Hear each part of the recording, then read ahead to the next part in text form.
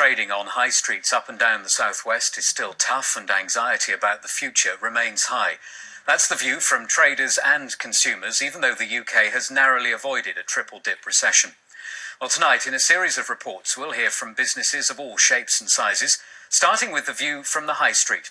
Food banks and pound shops are now springing up in towns where 5 years ago they'd have been virtually unthinkable. For our first report tonight, our business correspondent Neil Gallagher has been to Tavistock in West Devon. Tavistock crops up now and again in lists of Britain's most favoured market towns. But the reality of life and work here in 2013 doesn't always match the image. In this discount store, the proprietors have had an uncomfortable rollercoaster ride in recent years. These are the photos of how we used to look and some of the events that we used to do. And this was me with our French furniture, our £40 a roll wallpaper, and it was all displayed very, very attractively, very pleasing to the eye.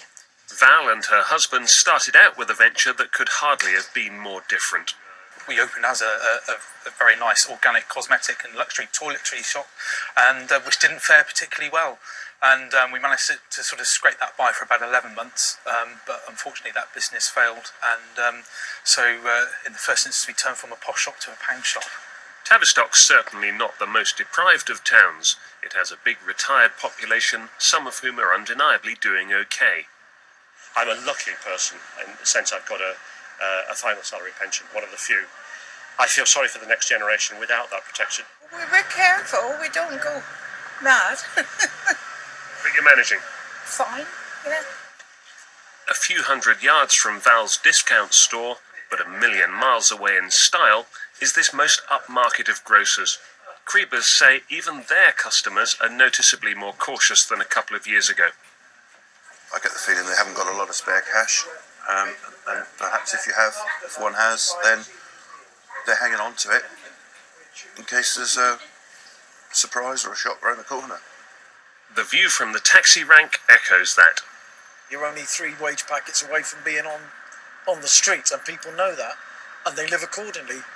Now that the credit crunch has hit us and people can't get credit, you live from day to day, and what you can't have, you don't have.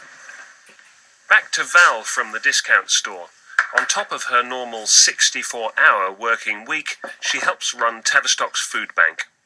We hear people's stories in the shop and we hear the plight of people and the thought that we were able to help people. I hate to think that there's somebody out there in Tavistock who's hungry. I truly do.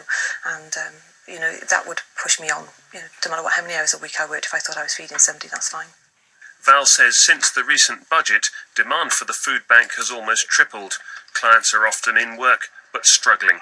Neil Gallagher, BBC Spotlight, Tavistock.